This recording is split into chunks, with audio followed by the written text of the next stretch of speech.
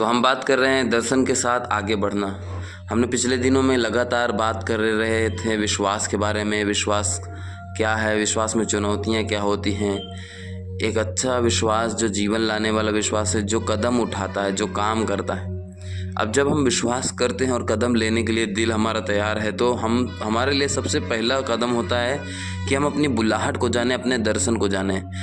हम सभी जानते हैं कि हमारी कलीसिया जीवन की नदी का दर्शन है, लेकिन ये दर्शन तो कलीसिया का है, लेकिन हम में से हर एक व्यक्ति का व्यक्तिगत पर्सनली एक दर्शन है, एक बुलाहट है। वो हमें जानना बहुत ज़रूरी है। इसलिए अगर हमें आगे बढ़ना है, वचन बताता है, परमेश्वर चाहता है कि हम उसके दर्शन से आगे बढ़े, है ना। जैसे अभी बिमलेश भैया ने अब्राहम का जिक्र किया। जब अब्राहम आगे बढ़ा तो परमेश्वर ने उसे एक दर्शन दिया कि मैं तुम्हें पिता बनाऊंगा, वो भी राष्ट्रों का पिता। तो एक बड़ा दर्शन हमारे पास शायद वैसा ना हो, लेकिन अलग अलग तरह का दर्शन यानी बुलाहट, मकसद हम जाने उन बातों को। नीति वचन 29 अध्याय 18 वचन कहता है, जहाँ दर्शन की बात नहीं होती वहाँ लोग निरंकुश हो जाते हैं। ये वचन पहले भाग का है। जब हम 18 पद के पहले भाग में देखते हैं, निरंकुश होने का मतलब है कि वो व्यक्ति ऐसा घोड़े के जैसा हो जाता है जिसमें कोई लगाम नहीं है। वो नहीं जानता कि वो किधर जा रहा है। वो जा तो रहा है, वो दौड़ तो रहा है, वो आगे, उसे लग रहा है कि मैं आगे बढ़ रहा हूँ, लेकिन कहाँ जाना है ये नहीं मालूम है। इसलिए एक दर्शन, एक लक्ष्य, एक मकसद होना चाहिए।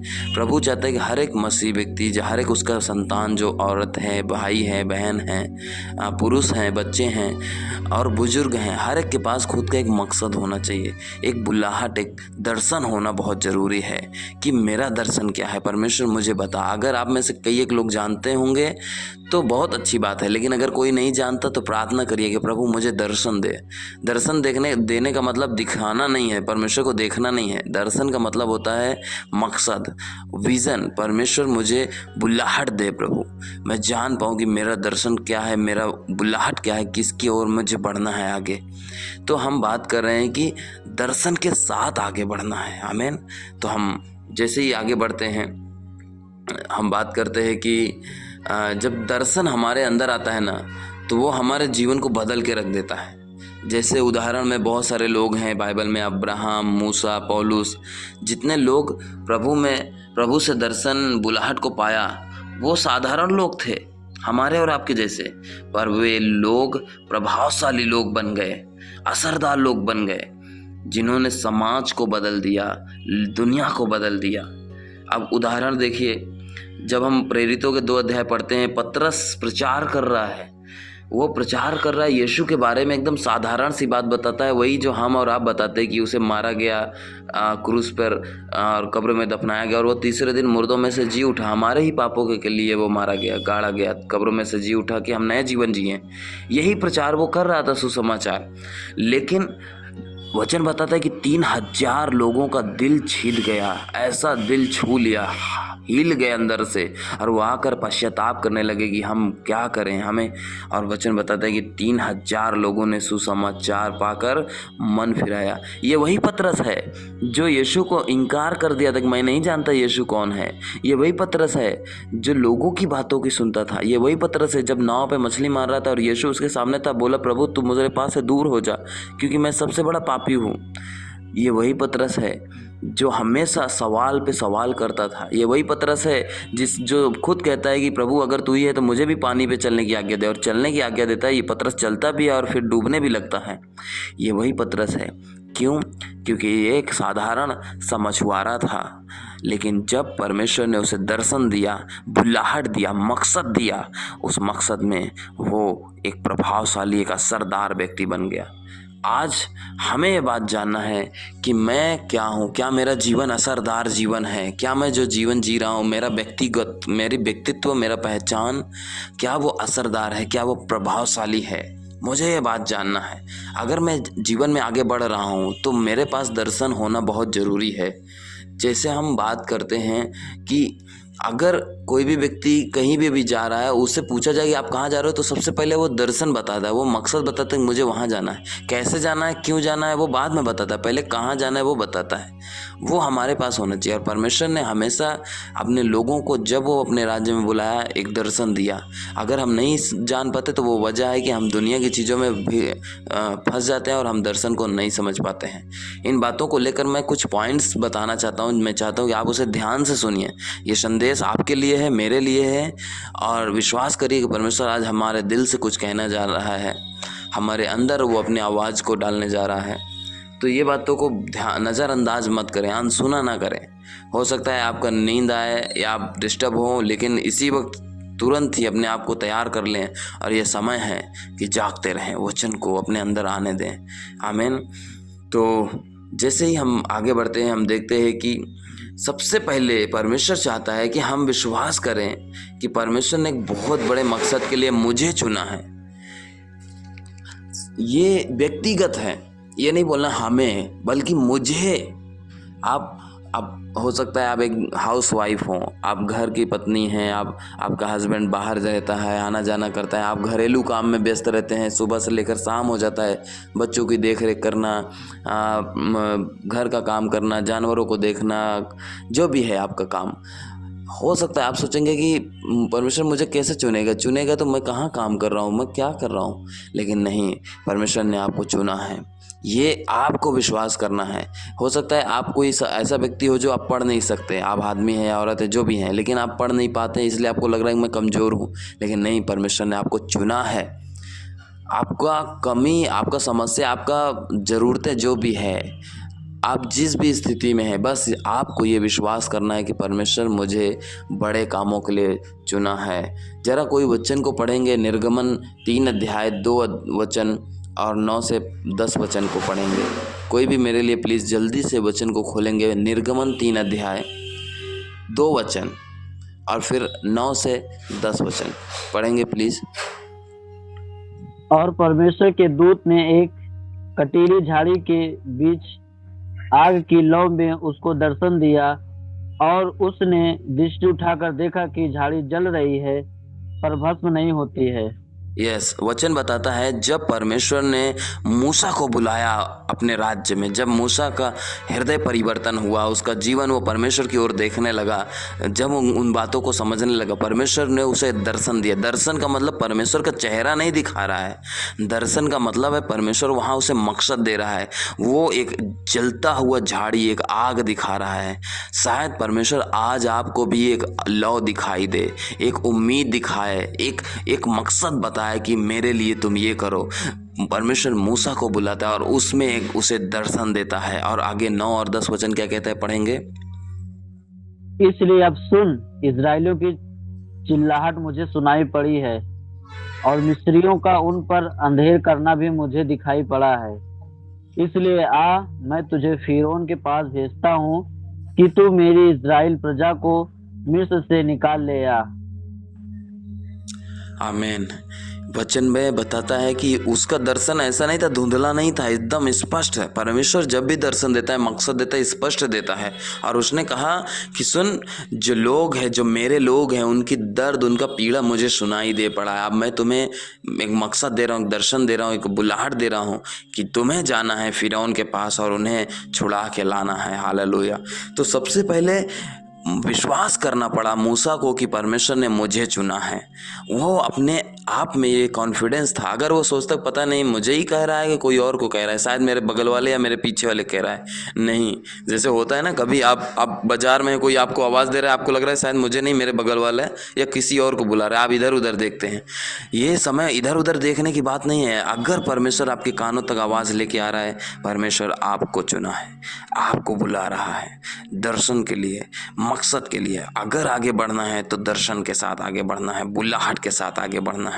परमेश्वर बुला रहा है, मकसद दे रहा है, दर्शन दे रहा है। शायद आपको किसी के लिए उदाहरण बनना है, शायद आपको कहीं निकलना है, शायद आपको कुछ करने की आवश्यकता है, शायद आपका कोई मित्र है जिसे सुसमाचार देने की ज़रूरत है, शायद आपका कोई रिलेशन का व्यक्ति है, उसे आपकी ज़रूरत है, शायद कोई आपके आसपास कोई बीमार है जिसे आप जानते, वो आपको जानता है, उसके पास जाकर आपको प्रार्थना करने की ज़रूरत है। शायद आपको किसी को बुला रहा है कि परमेश्वर वो हर सप्ताह उपवास रखे और कलीसिया और अगुओं और लोगों के लिए प्रार्थना करे, अपने देश और शहर के लिए प्रार्थना करे। शायद परमेश्वर आपको बुला रहा है कि आप प्रार्थना का टीम बनाएं, हर रोज़ 1 घंटा प्रार्थना करें, आधा घंटा। शायद परमेश्वर आपको बुला रहा है। ये मैं शायद इसलिए बोल रहा हूँ क्योंकि मैं नहीं जानता कि परमेश्वर आपको क्या दर्शन दे रहा है, पर आपको जानना है सबसे पहला चीज़ कि विश्वास करें कि परमेश्वर ने एक बहुत बड़े मकसद के लिए मुझे चुना है और वो मकसद देता है, जैसे उसने मूसा को दिया। फिर जब हम दूसरे बात की बात करते हैं, मैं बताना चाहता हूँ परमेश्वर ने चुना है कि हम जाकर संसार में परमेश्वर को प्रकट करें, दिखाएं परमेश्वर को मूसा की तरह। देखिए, जो सच्चा परमेश्वर है संसार उसे नहीं जानता, ना ही उसके प्रेम को जानता है। ये हमें बताना है, ये हमारी जिम्मेदारी है। वचन खोलेंगे जरा, दूसरा कुरिन्थियों 10 का 4 और 5, दूसरा कुरिन्थियों पत्री 10 अध्याय का 4 और 5 वचन। देखिए, हमें जानना है कि परमेश्वर ने मुझे चुना है कि हम जाकर संसार में परमेश्वर को प्रकट करें, क्योंकि संसार ना अंधा हो चुका है। यशायाह कहता है कि वो दिन दोपहरी में, गर्मी के समय जो दोपहर होता है चमकने वाला धूप, उसमें भी वो टटोल टटोल के चलते हैं। तो अब सोचो कि हमें उनके बीच में जाकर हमारे जीवित परमेश्वर को प्रकट करना है, उन्हें बताना है। हाँ, ये वचन पढ़ेंगे प्लीज। क्योंकि हमारी लड़ाई के हथियार शारीरिक नहीं, पर गढ़ों को ढा देने के लिए परमेश्वर के द्वारा सामर्थी है। इसलिए हम कल्पनाओं का और हर एक ऊंची बात का जो परमेश्वर के पहचान के विरुद्ध में उठती है खंडन करते हैं और हर एक भावना को कैद करके मसीह का आज्ञाकारी बना देते हैं। Hallelujah, hallelujah. मेरे प्रिय भाई बहन, ये वचन अपने लिए पकड़ लीजिए। ये वचन आपके लिए, आप हर एक के लिए, जो आप मेरी आवाज़ जिसके कान तक जा रही है, ये वचन जो बता रहा है हमारी लड़ाई के जो हथियार हैं वो शारीरिक नहीं है, शरीर को नाश करने के लिए नहीं है, बल्कि गढ़ों को ढाने के लिए हैं। किलों को जो शैतान बना रहा है वो उन चीज़ों को हटा देने के लिए, जो कल्पनाएं हैं, जो लोगों की भावनाएं हैं, उन्हें बदल कर परमेश्वर का आज्ञाकारी बनाना है। ये हमारा जिम्मेदारी है। आपके अंदर अगर यीशु है, आपके अंदर अगर यीशु के वचन है, आपके अंदर अगर यीशु के लिए विश्वास है, तो ये आपका अधिकार है कि आप अपने आसपास फैल रहे कल्पनाओं और भावनाओं को बदल सकते हैं, उनके विचारों को। इन दिनों मैं जानता हूँ बहुत सारे गाँव में दहशत है, चोर आए हैं, बहुत सारे डर है, डर का माहौल है। वचन बता रहा है आपकी लड़ाई शैतान के खिलाफ है। डर कहाँ से आ गया? इस डर को हटा दो, उसकी कल्पनाओं, भावनाओं को बदल दो और परमेश्वर की आज्ञाकारी बना दो। परमेश्वर जिसका है उसका कोई बाल भी बांका होने वाला नहीं है। विश्वास करो और ये विश्वास का प्रचार पूरे उन जगहों पे कर दो जहां पर डर हावी है। ये आपका काम है, मेरा काम है। बताता है परमेश्वर ने मुझे चुना है कि हम जाकर संसार में परमेश्वर को दिखाएं कि देखो परमेश्वर जैसा मूसा ने किया। मूसा जाकर लोगों को जो गुलाम में थे उनको बताता है कि सुनो, हमें परमेश्वर के बारे में जानना है। तुम भूल गए हो, शायद तुम्हारी आदत पड़ चुकी है, तुम गुलामी में जी रहे हो। लेकिन जाकर वो बताता है, वो फिरौन को बताता है, वो मिस्रियों को बताता है कि हमारा परमेश्वर जीवित परमेश्वर है। वो कोई मूर्ति या काट के मंदिर या चीज़ों में नहीं रहता, बल्कि वो हमारा जीवित परमेश्वर है। हम जाएंगे और आज़ाद होकर जंगल में जाकर परमेश्वर की आराधना करेंगे, वहाँ महिमा देंगे। देखिए, वो परमेश्वर को दिखा रहा है मेरा परमेश्वर कैसा है। वो हमें आज़ाद रखना चाहता है, वो हमारे दिलों को आज़ाद रखना है। और ये वचन जब पौलुस कुरिन्थियों में कहता है, ये वचन बता रहा है कि आपको परमेश्वर ने चुना है और आपको वो हथियार दिया है जो शरीर को नहीं बल्कि गढ़ों को ढा देगा, कीलों को ढा देगा, बड़े बड़े दीवारों को ढा देगा और मन के भावनाओं और कल्पनाओं को बदल कर परमेश्वर की आज्ञाकारी बना देगा। आमीन। ये वचन को पकड़ लीजिए। ये आज परमेश्वर आपसे बात कर रहा है, हमसे बात कर रहा है और मैं कहना चाहता हूँ परमेश्वर ने हमें इसलिए चुना है कि हम लोगों को परमेश्वर के पास लेकर आएं। जैसे मूसा ने 6 लाख लोगों को परमेश्वर के पास लाया। ये 6 लाख लोग जो इजरायली थे, मिस्र में गुलामी में जी रहे थे, इनका परमेश्वर केवल और केवल 2 वक्त का रोटी था, खाना था, कैसे भी मिल जाए उसके लिए वो दिन रात मर मिटते थे, यहाँ तक कि वो जान तक दे देते थे। बड़े बड़े मिस्र के बिल्डिंग और इमारतें और पिरामिड बनाने के चक्कर में कितने लोग मर जाते थे और उनके हर एक लोगों के पीठ पे कोड़े के निशान तक आ जाते थे। इस दशा में वो थे कि उन्हें बस 2 रोटी चाहिए, उनका ईश्वर वही हो चुका था। लेकिन मूसा जाता है, मूसा देख रहा है कि ये लोग बिना परमेश्वर के जी रहे हैं, इनका परमेश्वर कुछ और बन चुका है, इनका परमेश्वर इनका पेट, भोजन और पैसा बन चुका है। अब मैं इन्हें सच्चा परमेश्वर के पास लेके आऊँगा। वो उन 6 लाख लोगों को बोलता है कि हमारा परमेश्वर जो हमारे बाप दादाओं का परमेश्वर है, जो जीवित परमेश्वर है, जिसने पूरी दुनिया को बनाया, हमें बनाया, जिसे हम भूल बैठे हैं, वो परमेश्वर कहाँ है, कौन है, उसके पास आओ। ये हमें जानना है। परमेश्वर ने हमें चुना है कि हम लोगों को परमेश्वर के पास लाएं, लोगों को परमेश्वर के पास लाएं। कई बार हम जाकर केवल ये बताते हैं कि प्रभु यीशु मसीह पे विश्वास करिए तो तुम्हारा जीवन सही हो जाएगा, अब तुम प्रार्थना में जाना शुरू करो, आप आइए यहाँ हाउस ग्रुप में आइए। नहीं, परमेश्वर के पास लाने का मतलब है कि उन्हें महसूस होने दो कि जीवित परमेश्वर है वहाँ पर, उसकी उपस्थिति, उसकी मौजूदगी है। जहाँ आप उसका जिक्र कर रहे हैं, जहाँ आप प्रार्थना कर रहे हैं, 2 या 3 मेरे नाम पर होंगे, मैं उनके बीच में हूँ, ये वादा यीशु करता है। यीशु के करीब, परमेश्वर के करीब लाने का मतलब संगति में ले जाने की बात नहीं कर रहा है, बल्कि परमेश्वर के साथ उसके रिश्तों को जोड़ने की बात कर रहा है। कई बार हम लोगों को सुसमाचार देते हैं और छोड़ देते हैं उनके हाल पे। क्या हम दोबारा उनसे मिलने जाते हैं, उनसे पूछने जाते हैं कि मेरे भाई, मेरे बहन, क्या तुम प्रार्थना करते हो? क्या तुम उस पिता से जिससे तुम बिछड़े थे फिर उनसे प्यार करते हो, उसे धन्यवाद देते हो, उसके साथ तुम्हारा लगाव बना है? परमेश्वर के करीब लाओ लोगों को। ये हमारे लिए और आपके लिए है। परमेश्वर ने हमें चुना है कि हम लोगों को उसके करीब लेके आएं। आज हमें यह बात अपने लिए ले लेना है। और मैं बहुत लंबा नहीं ले जाना चाहता हूँ। आखिरी में, अंत में मैं एक और बात बोलना चाहता हूँ। हम अगली पीढ़ी के लिए क्या उदाहरण बन रहे हैं, ये मेरे लिए सवाल है, हम सब के लिए सवाल है। आज हर एक जो मेरे आवाज़ सुन रहा है, परमेश्वर की इस वचन को सुन रहा है, परमेश्वर का वचन सवाल करता है कि हम अगली पीढ़ी के लिए क्या उदाहरण बन रहे हैं। ये व्यक्तिगत है। जब हम परमेश्वर की बुलाहट को सुनते हैं, जब हम जहाँ दर्शन आता है, जब दर्शन आता है उसमें एक छाप आता है। छाप आना एक बहुत बड़ी बात है। जब छाप आता है, जैसे कि परमेश्वर ने मूसा को दर्शन दिया तो वो छाप यहोशू तक गया और यहोशू एक अगली पीढ़ी के रूप में तैयार हुआ। जब मूसा मर गया तो यहोशू उन लोगों की अगुवाई करने लगा, उनकी देखभाल करने लगा। अब मैं एक उदाहरण बताता हूँ। विलियम कैरी नाम के व्यक्ति को आप में से कई एक लोग जानते हैं। विलियम कैरी जो विदेश में रहते थे और उनका काम मोची का था, वो जूता और चप्पल बनाते थे, लेकिन वो परमेश्वर के बहुत बड़े दास थे।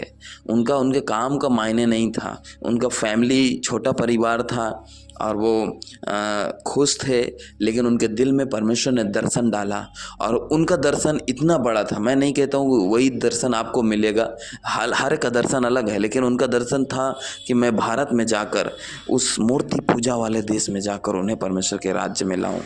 और मेरे प्रिय भाई बहन, विलियम कैरी आए भारत में, वो रहे, लोगों के बीच में उनकी संस्कृति को जाना, उनकी सभ्यता को जाना, उनके भाषाओं को सीखा। और उनके भाषाओं को सीखने के बाद परमेश्वर ने उनके दिल में डाला कि अगर मैं हर एक भाषा, बोली भाषा के बीच में जाऊंगा, मैं सबको उनके हिसाब से नहीं बता सकता, लेकिन परमेश्वर का वचन केवल और केवल अंग्रेजी में है। बाइबल, पवित्र बाइबल अंग्रेजी में है। क्यों ना मैं ऐसा मशीन लेके आऊँ अपने देश से यहाँ पर जो अलग अलग भाषाओं का छाप सके। उन्होंने कई समय लगाया और उन भाषा बाइबल का अनुवाद किया, उसे अंग्रेजी भाषा के बाइबल को हिंदी में किया। उर्दू में किया और 2-3 और भाषाओं में किया, उस भाषाओं में बदल कर अपने देश से मशीन लेकर आके एक कारखाना डाला और उसमें उसमें उन्होंने क्या किया कि उस किताब को छापा और उसे पवित्र बाइबल के नाम पे हर एक लोगों को दिया। जो लोग नहीं जानते थे परमेश्वर को, वो जानने लगे। इसका परिणाम ये हुआ कि परमेश्वर के वचन को लोग पकड़ने लगे, उन बातों को जानने लगे। सुसमाचार का एक अलग ही नज़रिया बन गया यहाँ पे। लेकिन इसका भी एक हिस्सा था, दूसरा पहलू, कि जब उन्होंने इस दर्शन को पकड़ा लेकिन वो छोड़े नहीं, उस दर्शन को पकड़े रहे। हालांकि उन्होंने हर एक दर्द को सहा, हर एक संघर्ष का सामना किया।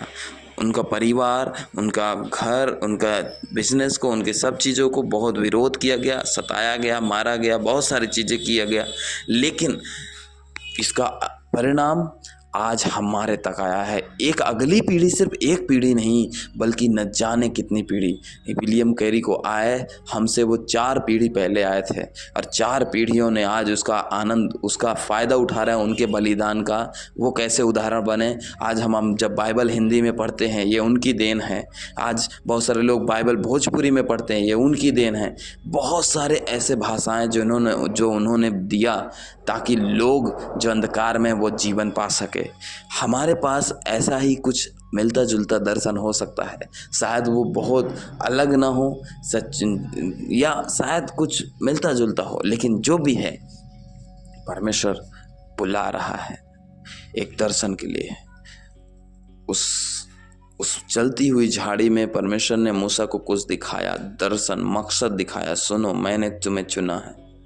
मूसा शायद अपने आप में कमज़ोर, गरीब, कर्ज में पड़ा हुआ या डर में हत्यारा महसूस कर रहा था, लेकिन फिर भी परमेश्वर ने उसको जब दर्शन दिया तो उसे एक साधारण व्यक्ति से प्रभावशाली व्यक्ति बना दिया। हमें जानना है कि हम इससे मुकरे नहीं। हाँ, हम सच में हम साधारण व्यक्ति हैं। हम तो अपने घर में रहते हैं, हम ज़्यादा लोगों से मिलते भी नहीं, शायद हम ज़्यादा लोगों को जानते भी नहीं। शायद हमें ये भी लगे कि अगर मैं बोलूँगा तो क्या कोई सुनेगा। लेकिन मेरे प्रिय भाई बहन, जिस दिन आप उस दर्शन को पकड़ लेंगे, जो मकसद परमेश्वर आपके दिल में डाल रहा है, जब आप उसे पकड़ लेंगे, आप साधारण व्यक्ति नहीं बल्कि असाधारण व्यक्ति बन जाएंगे। आप प्रभावशाली और असरदार व्यक्ति बन जाएंगे और फिर परमेश्वर आपके लिए आगे आगे रास्ता तैयार करेगा। आमीन। और मेरे प्रिय भाई बहन, आखिर में मैं यही बात कहूँगा और फिर हम समाप्त करेंगे। ये हमारी प्रार्थना और लागू करने की बात है। अपनी बुलाहट को जानें, दुनिया को अपने जीवित परमेश्वर के बारे में बताएं और उन्हें परमेश्वर के करीब लाएं और खुद एक उदाहरण बने परमेश्वर की महिमा के लिए। आमीन। ये हमारे अंदर होने की ज़रूरत है। मैं बहुत कठिन संदेश को नहीं रखना चाहता हूँ, बल्कि मैं उन बातों को रखना चाहता हूँ जो परमेश्वर हमारे सामने, हमारे दिलों में डालता है। हमारी कलीसिया का दर्शन है, लेकिन क्या मेरा खुद का दर्शन है? ये मुझे जानने की ज़रूरत है। आज मुझे परमेश्वर बता रहा है कि अगर आगे बढ़ना है तो दर्शन के साथ आगे बढ़ना है, मकसद के साथ आगे बढ़ना है, बुलाहट और लक्ष्य के साथ आगे बढ़ना है। यही हमारे लिए, जब दर्शन आता है हम कॉन्फिडेंस हो जाते हैं, यानी हम एक तरह से आत्मविश्वास से भर जाते हैं। हम कंफ्यूज नहीं होते कि हमें करना क्या है। हम संघर्ष में नहीं होते, हम परेशान नहीं होते कि मैं बहुत थक गया हूँ, मैं बहुत परेशान हो गया हूँ, मैं समझ नहीं पा रहा हूँ। आप समझेंगे जब आपका दर्शन क्लियर होगा, और परमेश्वर जब दर्शन देता है वो क्लियर ही रहता है। तो इसलिए मेरे प्रिय भाई बहन, जिनके पास दर्शन है, अपने दर्शन को लेकर मजबूत हो जाओ और खड़े हो जाओ अपने पैरों पर। लेकिन जिनके पास दर्शन नहीं है, अभी से ही प्रार्थना करो और परमेश्वर आने वाले कुछ ही दिनों में परमेश्वर आपको दर्शन देगा, आपको बुलाहट देगा और परमेश्वर आपको एक असरदार व्यक्ति बनाएगा। आमीन। डरे नहीं, घबराए नहीं, परमेश्वर का आत्मा हम सब के साथ है। और हम में से कोई भी व्यक्ति असाधारण व्यक्ति है, हम में से कोई भी व्यक्ति असरदार व्यक्ति है। हम परमेश्वर के राज्य के लोग हैं और ये बात दुनिया की हर एक बात लोग जानते हैं और शैतान की सारी सेना जानती है। इसलिए डरे नहीं, परमेश्वर पे डट कर खड़े रहें और उसकी आवाज़ को सुने और खड़े रहें। देखें बीते सालों में परमेश्वर ने कैसे आपको संभाला है, कैसे आपको कठिनाइयों से निकाला है, कैसे परमेश्वर ने आपके कर्ज को मुक्त किया, कैसे परमेश्वर ने आपके घर को आशीष किया, कैसे परमेश्वर ने आपके बच्चों और आपके जानवरों को आशीष किया। उन चीज़ों को देखें और जानें कि वो परमेश्वर जो आपको आशीष दे रहा है, अब वही परमेश्वर आपको एक दर्शन दे रहा है कि आप उठें और जाएं और खुद एक रोशनी बन जाएं, खुद एक सोता बन जाएं। और अब परमेश्वर कह रहा है कि तुम एक असरदार व्यक्ति बनने जा रहे हो। और मेरा दिल कह रहा है कि परमेश्वर हमारी जीवन की नदी कलीसिया में बहुत सारे लोगों को, असरदार लोगों को निकालने वाला है। आमीन। हम जैसे प्रार्थना की अभी हाउस ग्रुप से नए लोग निकलेंगे, ऐसे लोग जो प्रभु के राज्य के लिए आगे बढ़ेंगे। आमीन। विश्वास करें, परमेश्वर हमारे साथ है। प्रभु आप सबको आशीष दे। आमीन।